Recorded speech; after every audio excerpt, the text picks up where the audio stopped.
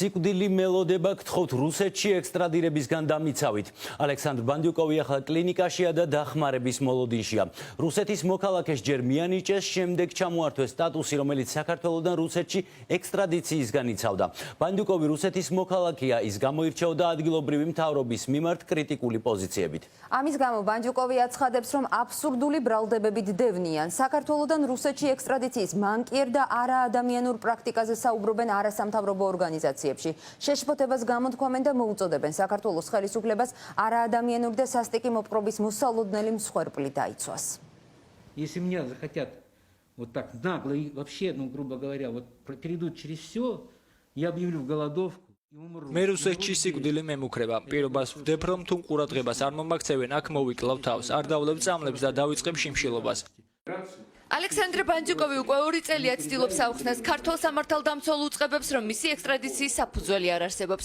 დოკუმენტებით ირკვევა, რომ მოთხოვნა, რომელიც რუსეთმა ინტერპოლში და საქართველოში გადმოგზავნა, ბევრი უზუსტობა. ირკვევა, რომ კრემლმა ის ჯერ ძებნაში გამოაცხადა და მხოლოდ ამის შემდგომ გამოსცა დადგენილება ბრალდების შესახებ.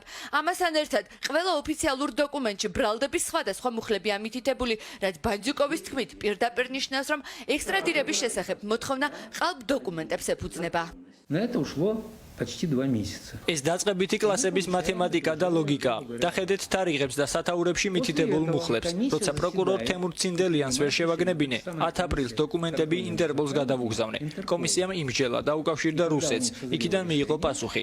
არ ვიცი რა უპასუხა, მაგრამ 4 თვეში ინტერპოლმა გამოსცა დოკუმენტი, რომ მე აღარ ვიძებნები წითელი ცირკულარით და დიფუზიას კი აიგზალა, რაც ნიშნავს, რომ ორ ქვეყანას შორის ზებნის მოთხოვნაც უნდა გაუქმდეს.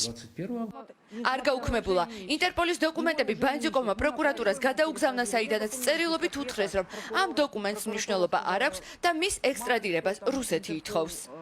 Думал, теперь-то уж. ანუ გამოდის, რომ ქართულმა მხარემ ფეხებზე დაიკიდა საერთაშორისო გავლენიანი ორგანიზაციის პოზიცია და რუსეთის დაკრულზეც ეკვავს. ეჭვი აღარ მეპარება, რომ გარიგებულია რუსეთთან. მეგონა, რომ დემოკრატიულ ქვეყნებში ვდაობდი და თავს დავიცავდი. აღმოჩნდა, რომ რუსეთზე უარესი აქ ხდება. სწორედ ამის გამო გასული წლების ოქტომბერში საჩივრით მივმართე გაეროს ადამიანის უფლებების დაცვის კომიტეტს. ჩემი უფლებების დარღვევისთვის და სამართლიანი სასამართლოს უფლების ხელყოფას ვედავები. უკვე 4 ნოემბერს გაეროს ადამიანის უფლებების კომიტეტმა საქმეს ბანდიუკოვის საქართველოს წინააღმდეგ ნომერი მიანიჭა და განხილვა დაიწყო.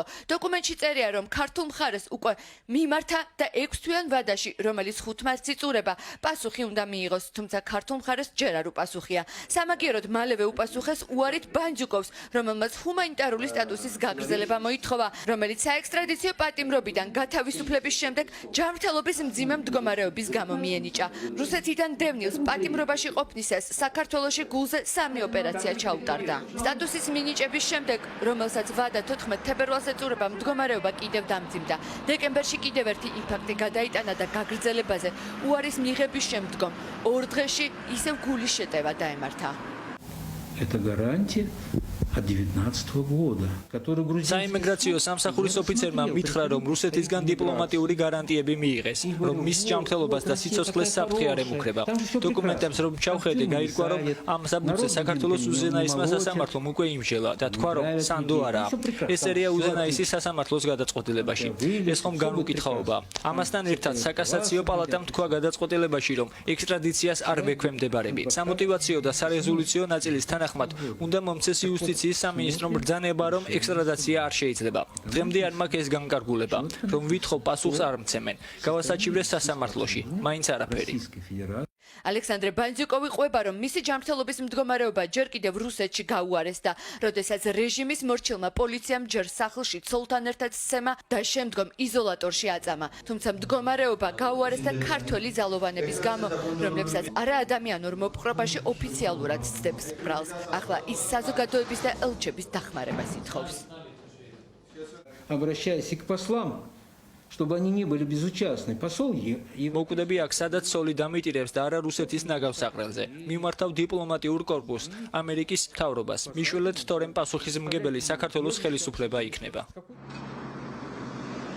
მიმართვა საერთაშორისო საზოგადოებას და საზოგადოებას ალექსანდრე ბანძიკოვმა გაავრცელა კლინიკა ჯერარსიდან, სადაც ის 2 დღის წინ მძიმე გულის შეტევით გადაიყვანეს, სწორედ მას შემდგომ, რაც შინაგან საქმეთა სამინისტროს საემიგრაციო სამსახურმა მას ჰუმანიტარული სტატუსის გაგრძელებაზე უარი უთხრა. ამ გადაწყვეტილებას ასევე ორგანიზაცია EMC, რომელიც იცავს ბანძიკოვის უფლებებს, დღეს უკვე გაასაჩივრა საქალაქო სასამართლოში და პასუხს ელოდება.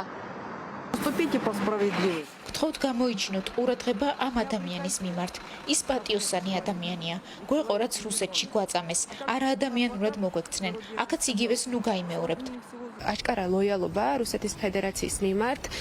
ჩვენ ვხედავთ ექსტრადიციის გახშირებულ შემთხვევებს და შეიძლება ითქვას გარკვეულ პრაქტიკას, რომელიც ბუნებრივია რომ ადამიანის უფლების საწინააღმდეგოა პირველ რიგში. სასწრაფოდ უნდა მიეცეს პოლიტიკური თავშესაფარი, აქ ამ დროებით სტატუსზეც არ არის ლაპარაკი.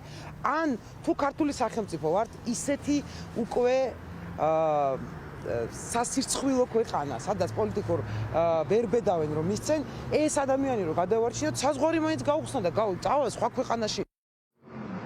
ვიდრე გაირკვევა რა სტატუსს მიანიჭებს ალექსანდრე ბანძიკოვი საქართველოს მხარეს, საინტერესოა ასევე რას უპასუხებს ოფიციალური თბილისი იმ საჩივარს, რომელიც გაეროს ადამიანის უფლებათა დაცვის კომიტეტშია შეტანილი, გადაიწურება 5 მარტს, თუმცა ჯერჯერობით პასუხი საქართველოს ხელისუფლებას ამასთან დაკავშირებით არ აქვს.